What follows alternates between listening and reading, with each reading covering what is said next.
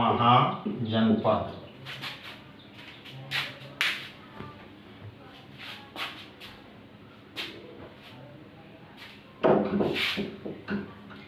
हम लोग शुरू करने जा रहे हैं महाजनपद। क्या? महाजनपद, महाजनपद, महाजनपद।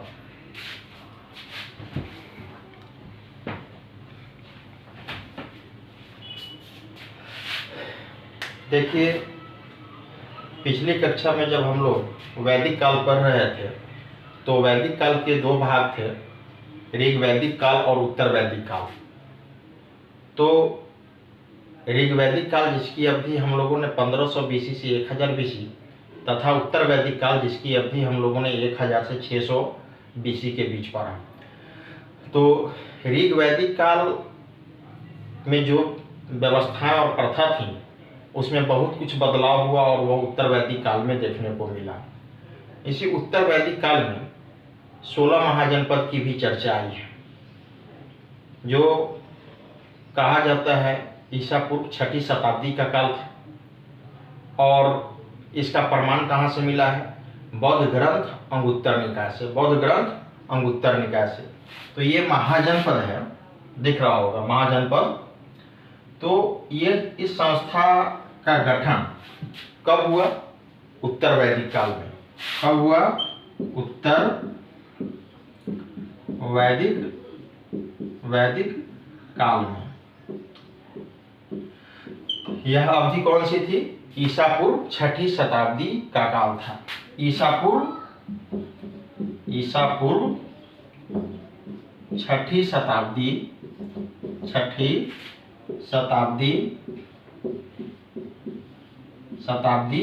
का काल था।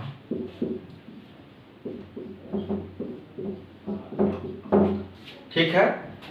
इसका प्रमाण कहाँ से मिलता है? बौद्ध ग्रंथ अंगुत्तर निकाय से। इसका प्रमाण कहाँ से मिलता है? बौद्ध ग्रंथ अंगुत्तर निकाय से। बौद्ध ग्रंथ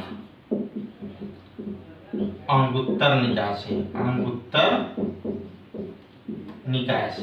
ठीक, निकाय से। याद रखने के लिए स्क्रीनशॉट लेना चाहे तो ले लीजिएगा, नहीं तो ऐसे भी याद हो जाएगा। बौद्ध ग्रंथ अंगुत्तर निकाय से क्या प्रमाण मिलता है? उसमें कहा गया है कि महात्मा बुद्ध के जन्म से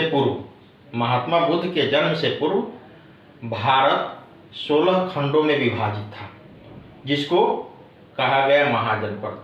जिस समय वर्तमान में भारत कई राज्यों में विभाजित थे, उसी तरह विशाल आर्यावर्त जो भारत का जो क्षेत्र था, भारत भूमि, वह 16 महाजनपदों में विभाजित था, 16 खंडों में विभाजित था, जिसको कहा गया महाजनपद।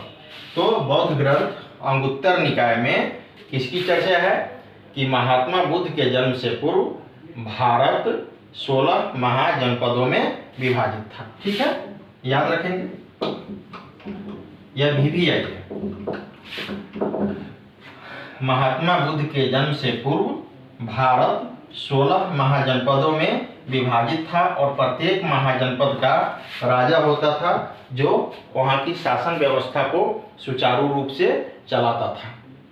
समझ गए?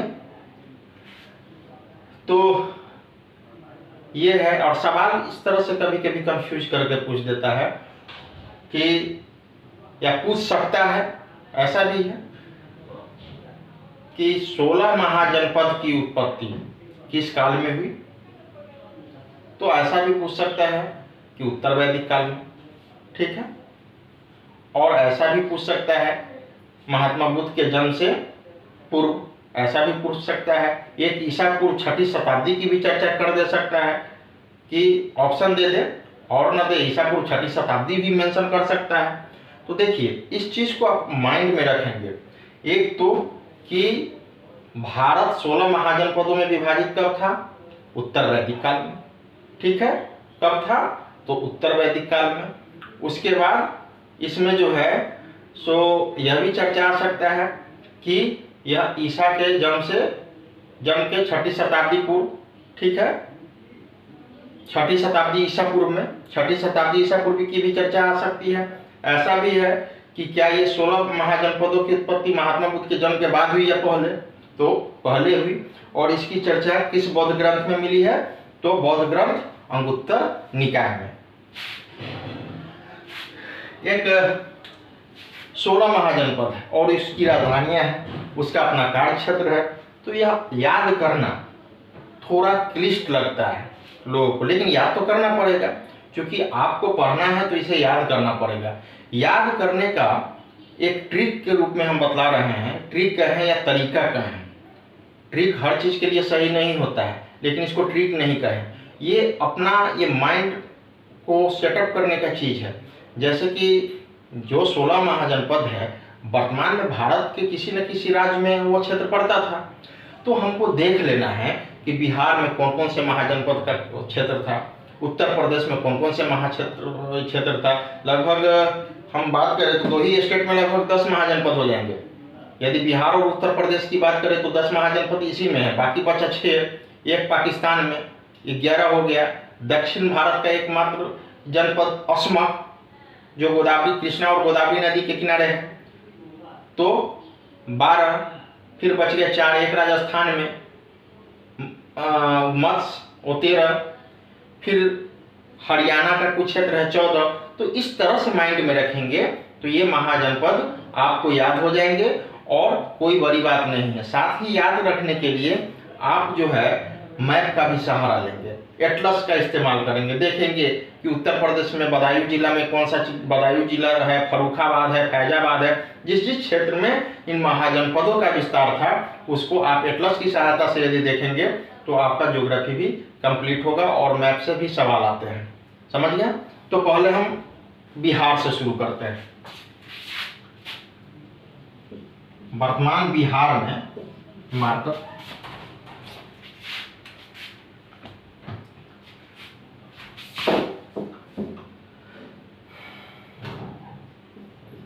वर्तमान बिहार में, ठीक है, बिहार की चर्चा कर लेते हैं। वज्जी से शुरू करते हैं।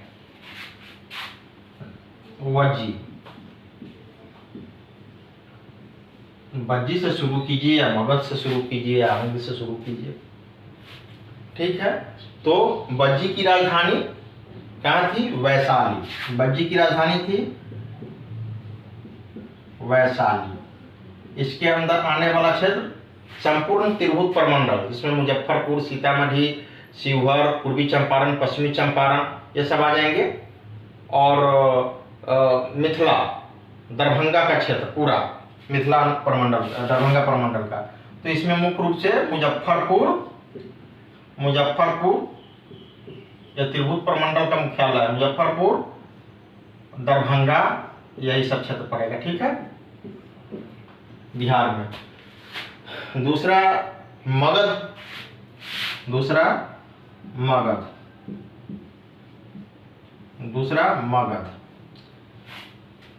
इसकी राजधानी कहाँ है? इसकी राजधानी राजगीर। वर्तमान में राजगीर नाम है, उस समय राजगिरी कहा जाता था, ठीक है, राजगीर उस समय राजगिरी कहा जाता था, ठीक है, उस समय राजगिरी कहा जाता था, या गिरिब्रज भी कहा जाता था। राजगिरी या गिरिब्रज, समझ गया? तो ये मगध का हो गया। राजगीर इसकी राजधानी थी। और इसके अंतर्गत वर्तमान में कौन कौन सा क्षेत्र था? वर्तमान में यह किस क्षेत्र में फैला हुआ था? पटना और गया, इन सभी क्षेत्रों में मगध महाजनपद का विस्तार था। बिहार के एक और महाजनपद की बात करते हैं, वह है अंग। बिहार का एक और महाजनपद है, वह है अंग। अंग की राजधानी कहाँ थी? चंपा। अंग की राजधानी चंपा, ठीक। और वर्तमान में कौन सा किस जगह था ये क्षेत्र, किस जिला में फैला हुआ था, किस राज्य में था, तो यह भी बिहार में था। और बिहार के भागलपुर और मुंगेर, भागलपुर और मुंगेर में इस क्षेत्र का विस्तार था। ठीक, आप देख लीजिए। तो बिहार का 3 महाजनपद बज्जी, मगध, अंग, बज्जी, मगध, अंग, मिटा दे रहा है इसको। तो 3 हो गए। अब चलते हैं उत्तर प्रदेश की ओर।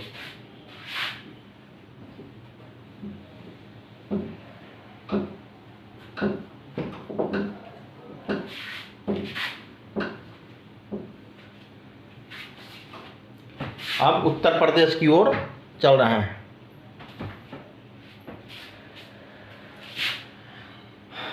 उत्तर प्रदेश, उत्तर प्रदेश, ठीक।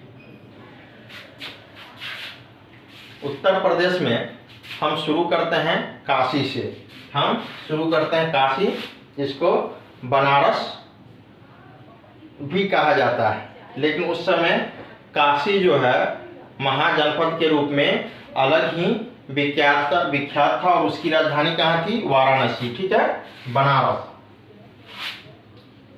उत्तर प्रदेश का एक है काशी, उत्तर प्रदेश का एक है काशी, इसकी राजधानी वाराणसी, ठीक है, इसकी राजधानी वाराणसी,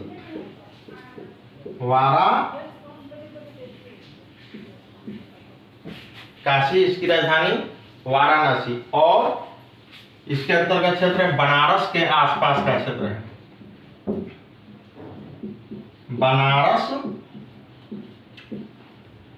के आसपास का क्षेत्र है, आसपास का क्षेत्र है, ठीक है। दूसरा है कोसल, दूसरा है कोसल,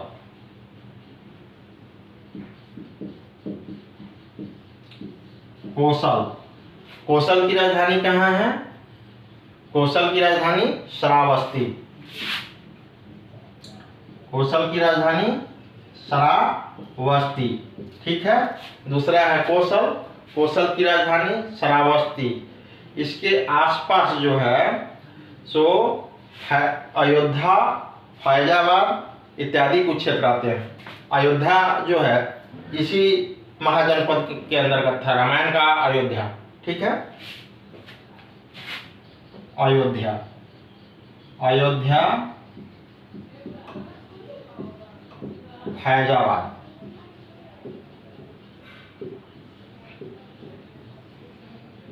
देखिए,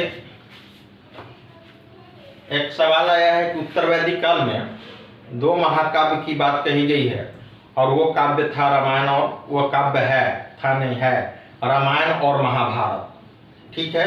और उस रामायण से संबंधित है अयोध्या, कौशल, अयोध्या के राजा को कौशलपति भी कहा गया है, ठीक। और एक सवाल और आया है कि महाभारत का पुराना नाम क्या है? तो महाभारत का पुराना नाम जय संहिता है, ठीक है। मतलब कि ये सवाल आया है तो अभी माइंड में आ गया, इसको हम रिवाइज करा दिए हैं। यह भी एक सवाल था, इसकी भी चर्चा उत्तर वैदिक काल में की गई है, ठीक। तो कौशल की राजधानी श्रावस्ती और इसके अंतर्गत पड़ने वाला क्षेत्र अयोध्या, फैजाबाद और आसपास का क्षेत्र है, ठीक है। 2 हो गया। तीसरा है मल्ल, तीसरा है मल्ल, इसकी राजधानी अहिछत्र या कंपिल। तीसरा है मल्ल, तीसरा है मल्ल, इसकी राजधानी अहिछत्र या कंपिल, अहिछत्र या कंपिल, इसकी राजधानी अहिछत्र या कंपिल है।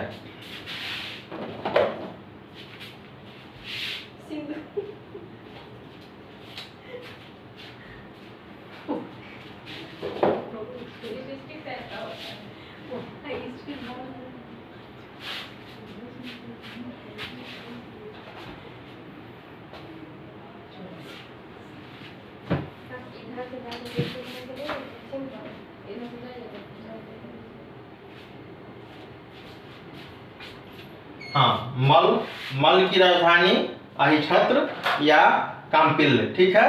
और इसके अंतर्गत आने वाले जिला है उत्तर प्रदेश का देवरिया जिला। इसके अंतर्गत उत्तर प्रदेश का देवरिया जिला, ठीक है। इसके अंदर देवरिया जिला, ठीक है, उत्तर प्रदेश का देवरिया जिला। काशी, कौशल, मल, एक और है चेदी, ठीक है। मल हो गया है, एक और है, एक चीज सर गलती हो गई। मल की राजधानी अहिछत्र नहीं होगा। मल की राजधानी कुशावती होगा। मल की राजधानी कुशावती। मल की राजधानी कुशावती।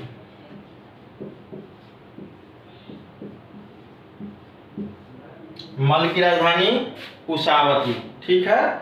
और यह देवरिया क्षेत्र में पड़ रहा है, ठीक। चौथा है पंचाल, ठीक है। चौथा है पंचाल। चौथा पंचाल।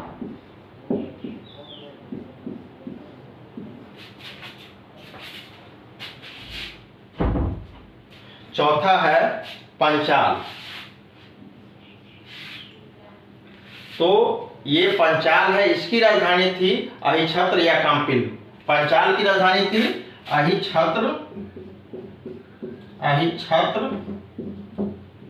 या काम्पिल्य, ठीक है, काम्पिल्य। इसके अंतर्गत पड़ने वाला जिला कौन कौन सा है? वर्तमान में किसके जिला में इसका विस्तार था? बरेली, बदायूं और फर्रुखाबाद। बरेली, बदायूं,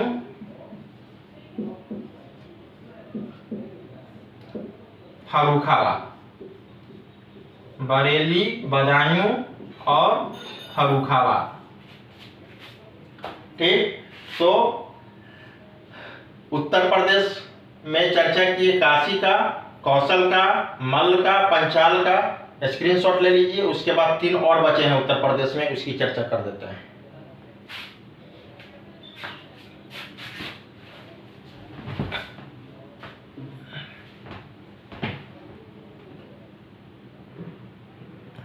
मल्ल क्लियर नहीं दिख रहा है, मल्ल क्लियर नहीं दिख रहा है, समझ जाइए कि मल्ल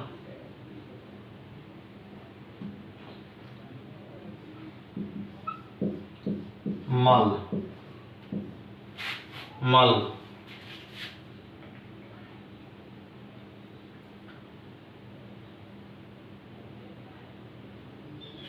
ठीक है। आगे का 3 हम मेंशन कर दे रहे हैं।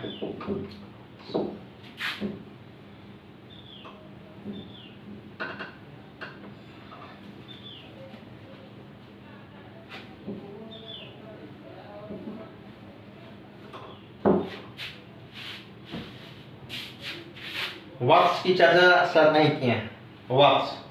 वत्स इसकी राजधानी कौशाम्बी है और इलाहाबाद के आसपास का क्षेत्र। तो वत्स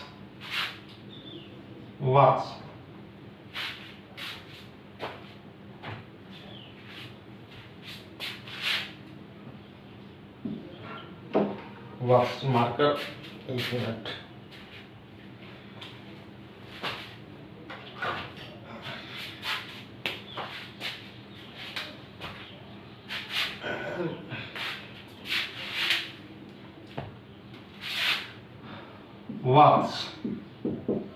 वत्स इसकी राजधानी कौशाम्बी, ठीक है। वत्स की राजधानी कौशाम्बी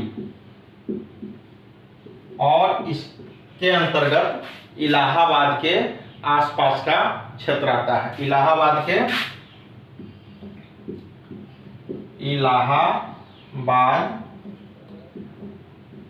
के आसपास, इलाहाबाद के आसपास, ठीक है। उसके बाद आता है चेदी। 5 हो गया था, 4 हो गया था, ये 5वां है। 5वां है। चेदी, छठा है चेदी, ठीक है। और इसकी राजधानी कहाँ थी? शक्तिमती। इसकी राजधानी शक्तिमती, शक्ति चेदी, इसकी राजधानी शक्तिमती। और इसके अंतर्गत बुंदेलखंड का क्षेत्र आता है, ठीक है। इसके अंतर्गत बुंदेलखंड का क्षेत्र आता है, इसके अंतर्गत बुंदेलखंड का क्षेत्र आता है, ठीक।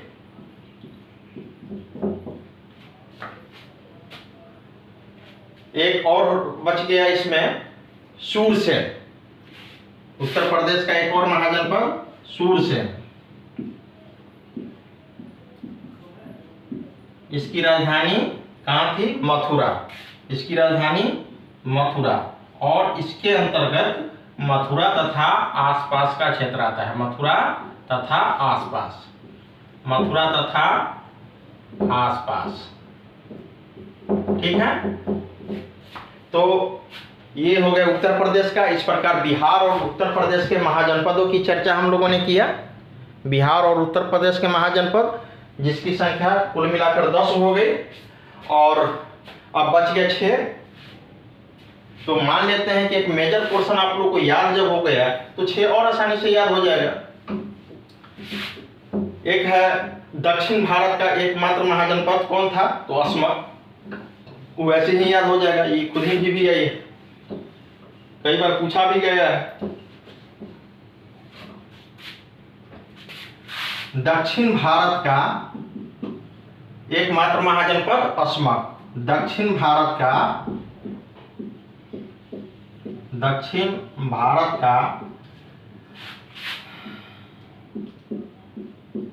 एकमात्र महाजनपद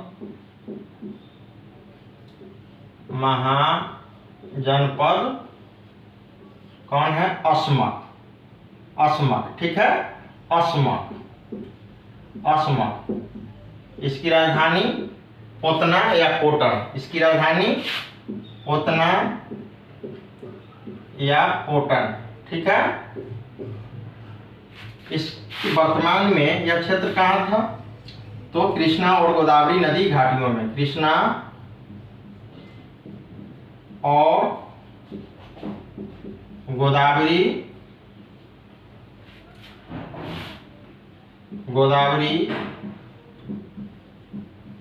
नदी घाटियों में था, ठीक है ना। नदी घाटियों में था, नदी घाटियों या नदी के किनारे था, समझ गए।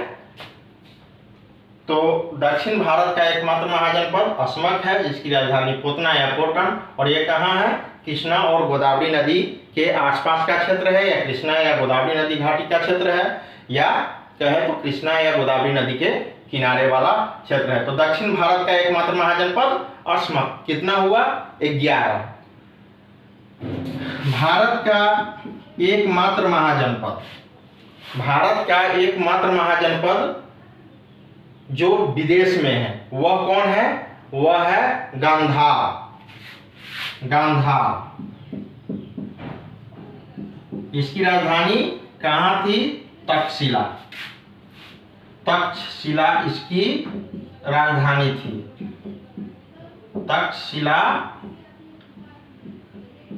इसकी राजधानी थी, ठीक है। वर्तमान में पाकिस्तान का रावलपिंडी और पेशावर, वर्तमान में पाकिस्तान का पेशावर और रावलपिंडी, पेशावर और रावलपिंडी,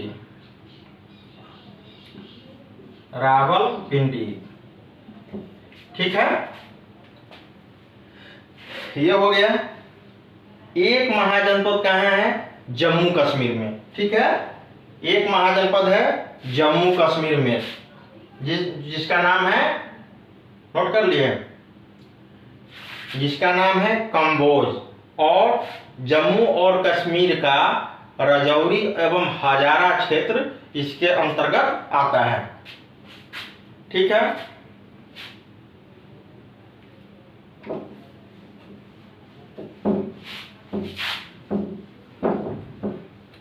ये 14 हो गए।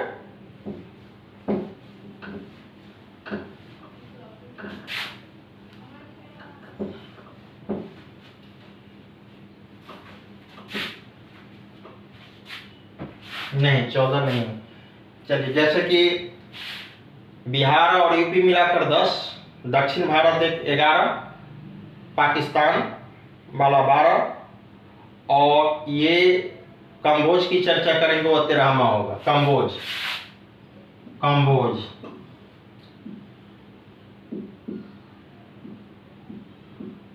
कंबोज, ठीक है। कंबोज जो है सो ये इसकी राजधानी कहाँ थी कंबोज की? हाटक। कंबोज की राजधानी हाटक, कंबोज की राजधानी हाटक। वर्तमान में जम्मू कश्मीर के रजौरी एवं हजारा क्षेत्र में था। वर्तमान में जम्मू कश्मीर के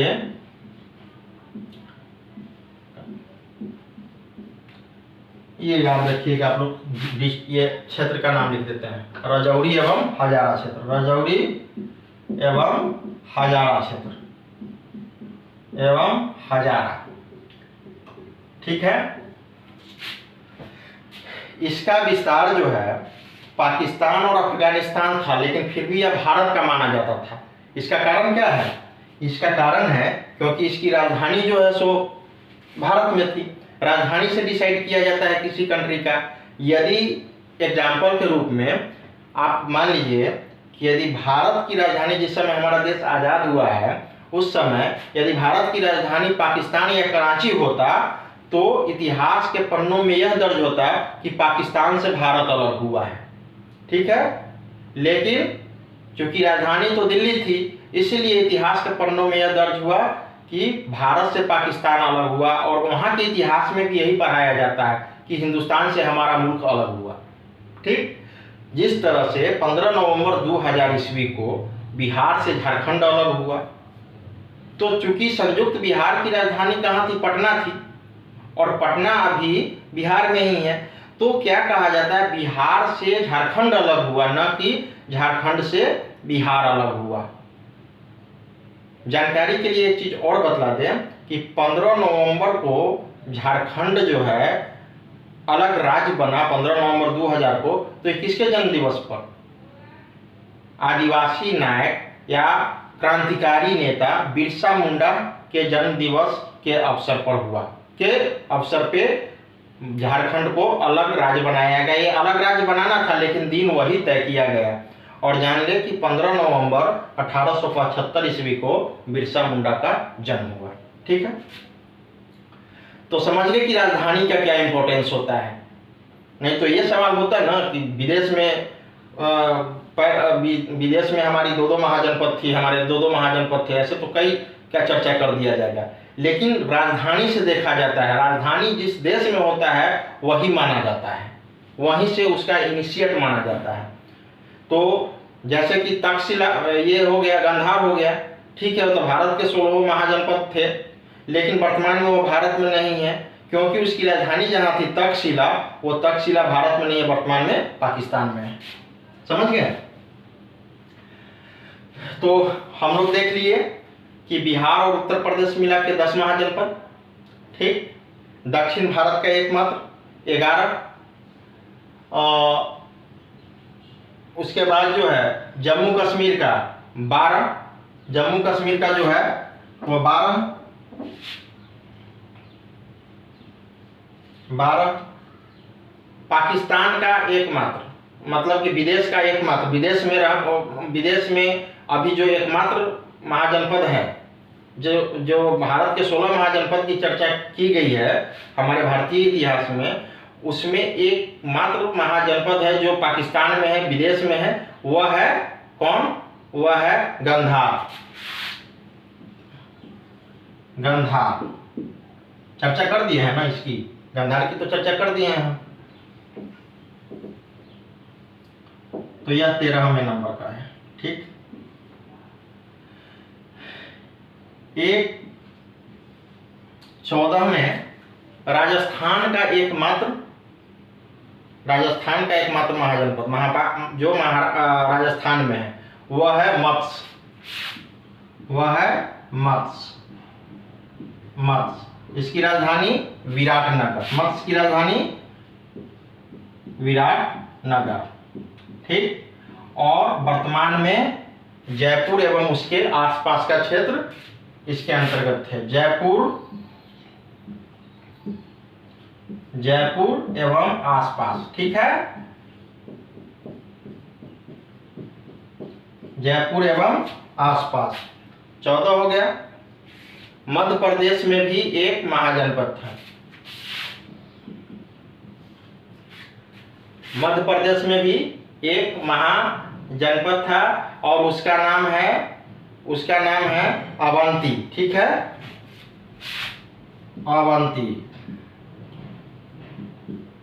अवंती, ठीक है। इसकी राजधानी कहाँ थी? उज्जैन। इसकी राजधानी उज्जैन या महिष्मती, उज्जैन या महिष्मती, ठीक, महिष्मती।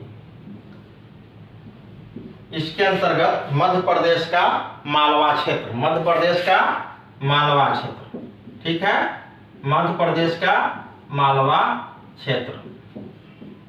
इसके अंतर्गत आते हैं मध्य प्रदेश का मालवा क्षेत्र। एक और महाजनपद है 16वां, जिसका फैलाव दिल्ली में है, उत्तर प्रदेश में है और हरियाणा में है। वह है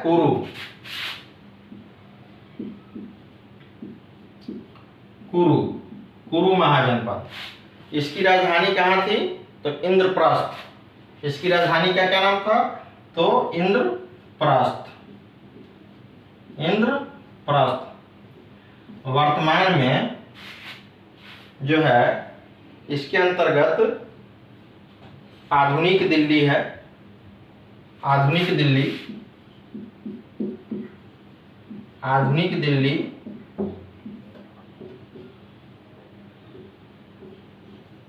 हरियाणा का कुछ क्षेत्र है,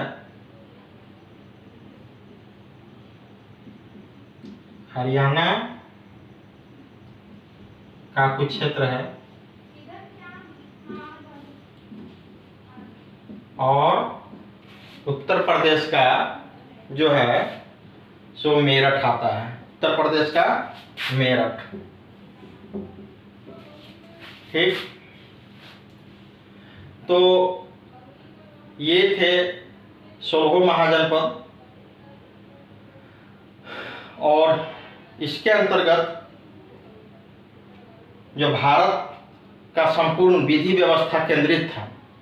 16 महाजनपद के अंतर्गत तत्कालीन भारत की विधि व्यवस्था केंद्रित थी और उस समय की बात है कि प्रत्येक महाजनपद के अपने राजा होते थे और वो नीति का निर्धारण करते थे। बहुत कुछ व्यवस्था तो ऋग्वैदिक काल की थी ही और उसमें जो कुछ बदलाव आया था, बदलाव यही आया था कि वो शासन सत्ता, सामाजिक जातियां जन्म के आधार पर न होकर, कर्म के आधार पर न होकर वंश के आधार पर हो गया था। तो ये पंचाल, तो पंचाल की चर्चा हुई है। इसकी राजधानी अहिच्छत्र या काम्पिल, ठीक है, और इसके अंतर्गत जो जिला आते थे बरेली, बदायूं और फर्रुखाबाद, बरेली, बदायूं और फर्रुखाबाद, ठीक है। तो ये 16 महाजनपद को याद करने का एक तरीका हुआ कि आप प्रत्येक राज्य का अलग अलग करके याद कर लीजिए। और ज़्यादा राज्य की तो चर्चा भी नहीं है, बिहार की चर्चा है, मध्य प्रदेश के, उत्तर प्रदेश की चर्चा है, तो बिहार और उत्तर प्रदेश मिलाकर ही 10 महाजनपद हो जाते हैं, ठीक है। एक महाजनपद मध्य प्रदेश में चले जाते हैं 11, एक जम्मू कश्मीर में 12, दक्षिण भारत का एकमात्र अस्मक वो 13, फिर एक राजस्थान में 14, एक फिर से काउंट कीजिए,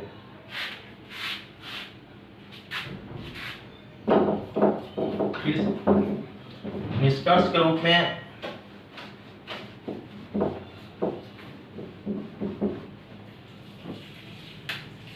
बिहार में 3, ठीक, बिहार में 3 जो वर्तमान में बिहार है। उत्तर प्रदेश में 7, उत्तर प्रदेश में 7, मध्य प्रदेश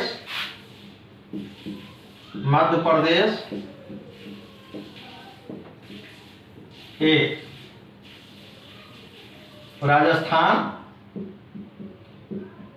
राजस्थान एक, जम्मू कश्मीर में एक। तो 7 3 10, 1 11 12 1 13, ठीक। बिहार, हाँ, उत्तर प्रदेश, मध्य प्रदेश, राजस्थान, दक्षिण भारत का एकमात्र, ठीक है, दक्षिण भारत का एकमात्र जो असमक है वो एक, ठीक।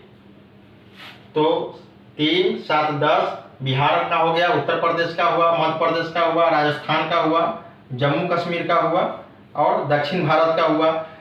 और दिल्ली, हरियाणा और उत्तर प्रदेश मिलाकर एक, दिल्ली, हरियाणा और उत्तर प्रदेश मिलाकर एक, 15 हो गए।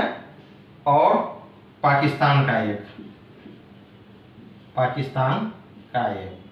इस प्रकार 16। तो इस तरह से याद करेंगे तो याद हो जाएगा। साथ ही एटलस का प्रयोग आप लोग करते रहेंगे।